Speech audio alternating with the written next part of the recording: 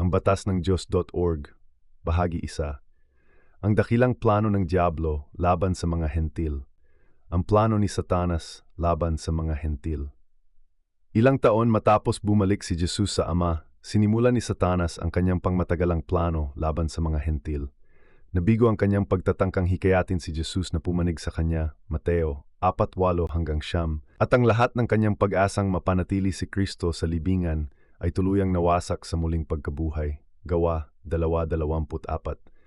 Ang natira na lamang para sa ahas ay ipagpatuloy sa mga hentil ang palagi niyang ginagawa mula pa sa Eden, hikayatin ang sangkatauhan na huwag sumunod sa mga batas ng Diyos, Genesis 3:4-5. Dalawang layunin ng plano. Upang may sakatuparan ito, kailangang matupad ang dalawang bagay. Una, ang mga hentil ay kailangang mailayo hanggat maaari mula sa mga Hudyo at sa kanilang pananampalataya, isang pananampalatayang umiiral mula pa noong paglikha ng sangkatauhan. Ang pananampalataya ng pamilya, mga kaibigan, apostol, at mga alagad ni Jesus ay kailangang talikuran. Ikalawa, kailangan nila ng teolohikal na paliwanag upang tanggapin ang kaligtasang inialok sa kanila ay iba kaysa sa pagkaunawa tungkol sa kaligtasan mula pa noong simula ng panahon. Ang bagong planong ito ng kaligtasan ay kailangang pahintulutan ng mga hentil na huwag sundin ang mga batas ng Diyos. Dahil dito, ininspirahan ng Diablo ang mga talentadong tao upang lumikha ng isang bagong relihiyon para sa mga hentil, kumpleto sa bagong pangalan, mga tradisyon at mga doktrina. Ang pinaka-kritikal sa mga doktrinang ito ay ang nagturo sa kanila na isa sa pangunahing layunin ng Mesyas ay ang palayain ang mga hentil mula sa obligasyong sundin ang mga utos ng Diyos. Ang paglayo sa Israel ang hamon ng batas para sa mga hentil. Ang bawat kilusan ay nangangailangan ng tagasunod upang mabuhay at lumago. Ang batas ng Diyos, na noon ay sinusunod ng mga Mesyanikong Hudyo, ay nagsimulang maging hamon para sa mabilis na lumalagong grupo ng mga hentil sa bagong tatag na iglesia. Ang mga utos tulad ng pagtutuli, pagdiriwang ng ikapitong araw, at pag-iwas sa ilang mga pagkain ay nagsimulang tingnan bilang mga hadlang sa paglago ng kilusan. Unti-unti, nagsimulang gumawa ng mga kompromiso ang pamunuan sa grupong ito, gamit ang maling argumento na ang pagdating ng Mesiyas ay nangangahulugang pagpapaluwag ng batas para sa mga Dihudyo, kahit na ang gayong argumento ay walang batayan sa lumang tipan o sa mga salita ni Jesus sa 4 na ebanghelyo, Exodo 12:49, ang tugon ng mga Hudyo sa mga pagbabago.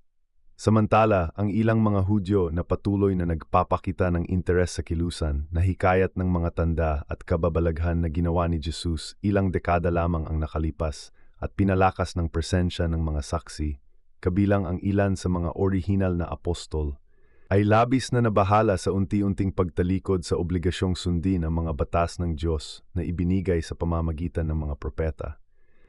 Iyon din ang mga batas na tapat na sinunod ni Jesus, ng mga apostol at ng mga alagad.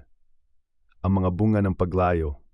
Ang naging resulta, gaya ng ating nalalaman, ay ang milyon-milyong tao na ngayon ay lingguhang nagtitipon sa mga simbahan na nagpapanggap na sumasamba sa Diyos, habang lubusang binabaliwala ang katotohanang ang Diyos na ito ay humirang ng isang bansa para sa kanyang sarili sa pamamagitan ng isang tipan, ang pangako ng Diyos sa Israel. Maliwanag na ipinahayag ng Diyos na hindi niya kailanman sisirain ang tipang ito, kung paanong ang mga batas ng araw, buwan at bituin ay dinababago. Gayon din ang lahi ng Israel ay hindi titigil sa pagiging isang bansa sa harap. Kung magpakailanman, Jeremias 31:35-37, ang tipan ng Diyos sa Israel sa pamamagitan ng Israel. Wala sa lumang tipan ang nagsasabing magkakaroon ng pagpapala o kaligtasan para sa mga hindi makikiisa sa Israel. At sinabi ng Diyos kay Abraham, ikaw ay magiging isang pagpapala. Pagpapalain ko ang nagpapala sa iyo, at susumpain ko ang sumusumpa sa iyo, at sa iyo pagpapalain ang lahat ng angkan sa lupa. Genesis 12:2-3. Maging si Jesus mismo ay malinaw na nagpahayag na ang kaligtasan ay mula sa mga Hudyo, sapagkat ang kaligtasan ay mula sa mga Hudyo. Juan 4:22, ang mga hentil at ang pagtalima. Ang hentil na nagnanais maligtas sa pamamagitan ni Kristo ay kailangang sundin ang parehong mga batas na ibinigay ng Ama sa bansang hinirang para sa kanyang karangalan at kaluwalhatian, ang parehong mga batas na sinunod ni Jesus at ng kanyang mga apostol. Nakikitang Ama ang pananampalataya at tapang ng gayong hentil sa kabila ng mga pagsubok. Ibinubuhos niya ang kanyang pag-ibig sa kanya, iniuugnay siya sa Israel at inaakay siya sa anak para sa kapatawaran at kaligtasan. Ito ang plano ng kaligtasan na may saysay dahil ito ang totoo ang dakilang misyon. Ayon sa mga historiador, matapos ang pag-akyat ni Kristo, ilang mga apostol at alagad ang sumunod sa dakilang misyong ipinag-utos ni Jesus at dinala ang ebanghelyo sa mga bansang hentil. Si Thomas ay nagtungo sa India. Sina Bernabe at Pablo ay nagtungo sa Macedonia, Grescia at Roma. Si Andres ay nagtungo sa Rusya at Escandinavia. Si Matias ay nagtungo sa Ethiopia. Ang mabuting balita ay lumaganap sa malalayong dako, nanatili ang mensahe. Ang mensaheng dapat nilang ipangaral ay ang parehong itinuro ni Jesus at nakasentro sa Ama. Una, maniwala na si Jesus ay mula sa Ama. Ikalawa, sumunod sa mga batas ng Ama. Maliwanag na sinabi ni Jesus sa mga unang misyonero na hindi sila mag-iisa sa kanilang misyon na ipalaganap ang mabuting balita ng kaharian ng Diyos.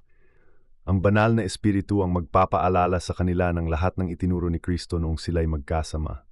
Ngunit ang tagapayo, ang banal na espiritu na isusugo ng Ama sa aking pangalan, ay magtuturo sa inyo ng lahat ng bagay at magpapaalala sa inyo ng lahat ng sinabi ko sa inyo Juan 14:26.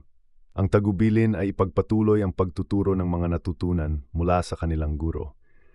Wala tayong mababasang pahiwatig sa mga ebanghelyo na magdadala ng ibang mensahe ng kaligtasan ng mga misyonero ni Jesus para sa mga hindi Hudyo. Maling doktrina ng kaligtasan ng walang pagtalima.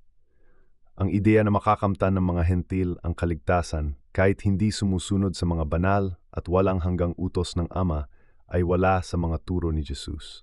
Ang ideya ng kaligtasan ng walang pagsunod sa batas ay walang suporta sa mga salita ni Jesus. Kaya ito'y mali, gaano man ito katanda o kasikat. Ang seryeng ito at marami pang ibang mga pag-aaral tungkol sa batas ng Diyos ay matatagpuan sa site angbatasnangdiyos.org.